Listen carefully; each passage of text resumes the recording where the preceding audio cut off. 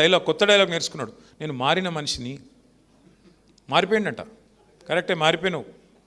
ఎలక్షన్లకు ముందేమో దానవీర శూరకర్ణ, ఎలక్షన్ల ముందు దానవీర శూరకర్ణ, ఏది కావాలంటే అది ఇస్తా అన్నాడు.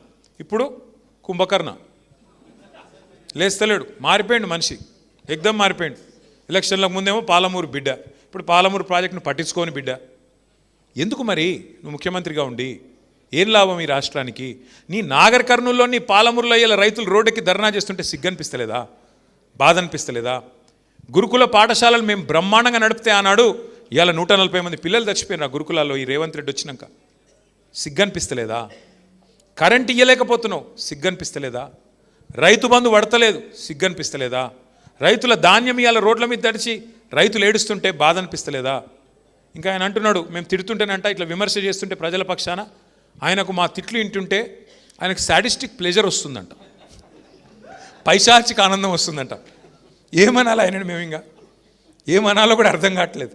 అందుకే మీతో నా ప్రార్థన, మా కల్వకుర్తి సోదరులతోన, మనము మళ్ళీ లాస్ట్ కేసీఆర్ వస్తాడులే, ఇట్లా చేయి ఊపుతాడు, మేము కూడా ఇట్లా ఊపుదాము.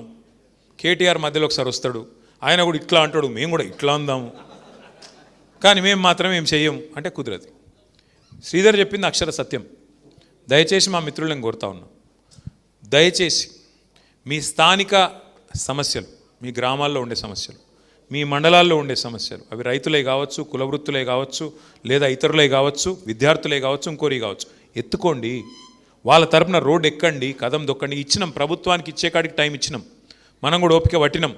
2.5 ఏళ్ళు సరిపోయింది, 50% ఓవర్. ఇంకొక ఇందాక ఎవరో సోదరుడు మాట్లాడుతూ ఇంకో 2 ఏళ్ళు గడ్డు కాలం అన్నాడు, వెంకటేష్ అనుకుంటా. 2 ఏళ్ళు ఏం లేదు, ఇంకొక సంవత్సరం తర్వాత కూర్చున్న కుక్క కూడా లేవదు రేవంత్ రెడ్డి గారికి.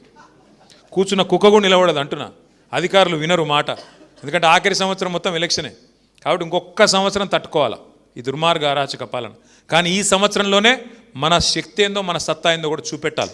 ఖచ్చితంగా గలం విప్పాలి, బలం చూపాలి. ఎట్లా అయితే తెలంగాణ ఉద్యమంలో ఆనాడు కదం దొక్కినామో, ఇప్పుడు మళ్ళొక్కసారి కాంగ్రెస్ నుండి ఈ రాష్ట్రాన్ని కాపాడుకోవడానికి, కాంగ్రెస్ కబంధహస్తం నుంచి ఈ రాష్ట్రాన్ని కాపాడుకోవడానికి తప్పకుండా అందరం కూడా నడుము బిగించాల్సిన బాధ్యత మన మీద ఉన్నది.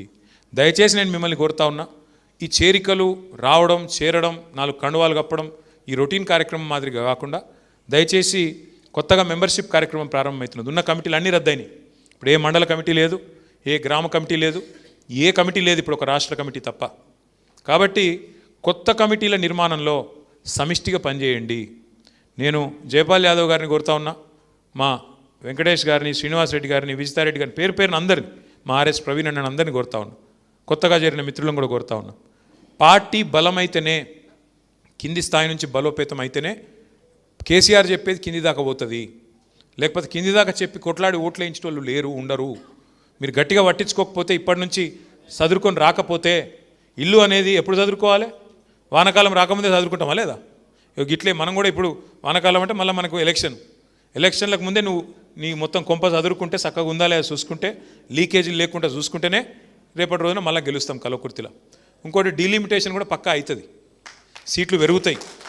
కాబట్టి ఇప్పటి నుంచి కొట్లాడుకోకూరు, నా సీటు నీ సీటు, నీ సీటు నా సీటు, నా కుర్సీ నీ కుర్సీ, గదే కొట్లాడ గదేళ్ళొల్లి. ఆయన ఉరుకుతుంటే ఈయన కాళ్ళలో కట్టబెడుతుంటాడు. అమన్గల్ గెలిచి ఓడిపోయాను. ఇక ఎవరి పేరు నేను చెప్పగాని మన నాయకుల అనైక్యత వల్లనే ఓడిపోయాను. ఇక అందులో అనుమానం లేదు, సిగ్గుపడేదేం లేదు. ఎవడన్నా లేకపోతే మెజారిటీ సీట్లు గెలిచి మనం 8 గెలిస్తే 10 ఏళ్ళ, కాంగ్రెస్ వానికి 5 4 ఒక్కటే. కాంగ్రెస్ వాడు గడ్డపారలేక ఒక్కడే గెలిచిండు, వాడు బీజేపీ 4 5 వాడు గెలిచిండు, 6. మరి మెజారిటీ మనం గెలిచి ఎట్లా పోతుందండి మున్సిపాలిటీ? మన వాళ్ళే ఉద్దేశపూర్వకంగానే పోగొట్టిరు. నేను గలిగుంటా చెప్తే బాగుండదు. పక్కా జరిగింది, ఇది మోసం జరిగింది, మన వాళ్ళే చేసింది. నేను కోరేది ఏంటంటే, సరే ఒక మున్సిపాలిటీ ఆగవే మున్సిపాలిటీ ఒకటి పోతే పోయింది, వస్తే వచ్చింది, అది పెద్ద ముచ్చట కాదు. కానీ రేపు అసలు యుద్ధంలో మోసం ఇట్లే అయిందనుకో, అప్పుడు చేతులు గాలినాక ఆకులు పట్టుకోవడం కూడా లాభం ఉండదు. ఇప్పటి నుంచే దయచేసి కొద్దిగా గత అనుభవాల నుంచి, గత తప్పుల నుంచి పాఠం నేర్చుకుందాం, ఒకరికొకరు అండగా నిలబడదాం, ఒకరికి కష్టం వస్తే మరొకరం గట్టిగా అండగా నిలబడదాం. నేను ఒక మాట ఇందాక జయపాలని అడిగిన, ఆ తమ్ముడు రాములు గారు జర వేదిక మీదకి రావాలి, మా సోదరుడు మా మహేష్ గారు కూడా వారు కూడా వేదిక మీదకి రావాలి. వారిద్దరికి చిరు సత్కారం చేద్దాం, ఎందుకంటే ఇంత బ్రహ్మాండంగా పోరాటం చేస్తున్నందుకు. పేరు పేరున మిగతా మిత్రులకు కూడా నమస్కారాలు ఎక్కడో అక్కడ కూర్చోండి, నమస్కారాలు తెలియజేస్తూ జై తెలంగాణ. ఇప్పుడు ముందుగా